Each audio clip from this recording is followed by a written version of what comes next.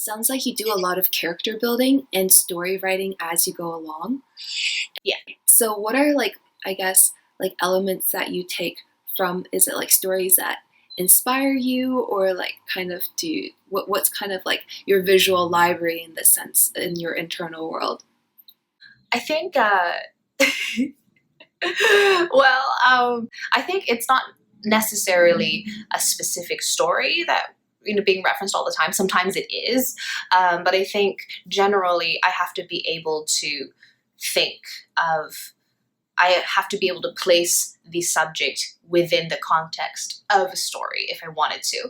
So in that sense, there are a few things that are quite important to me. One is if the story is from the Italian Renaissance or something in my head, does the makeup and clothing match in a sense, Or if the costumes aren't necessarily accurate because there's fantasy involved, what elements of realism can I bring in, to immerse the viewer into this sort of believable fantasy? Or if I'm inspired by folk tales and stuff, which I am from many different countries, what little visual cues from said fairy tales or folk tales can I kind of sneak in? So they don't necessarily have to be very blatant details, but I think little clues generally tie the piece together. So I would say folk tales are something that are pretty interesting to me overall, along with I would say general fantasy, I think, has always been something that's been a part of my life. So I would say that's also something that is really, really influential on me. And I think the other things that are influential to me as well are writing my own stories, often fairy tale inspired, such as,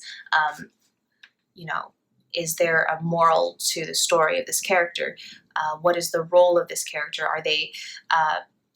Is this within the crux of a moment in a story? Can people pick through different ideas in the images to piece together their own story? And I think the opportunity for viewers to kind of create their own plot line, so to speak, is something that I really like giving people the opportunity to do sometimes.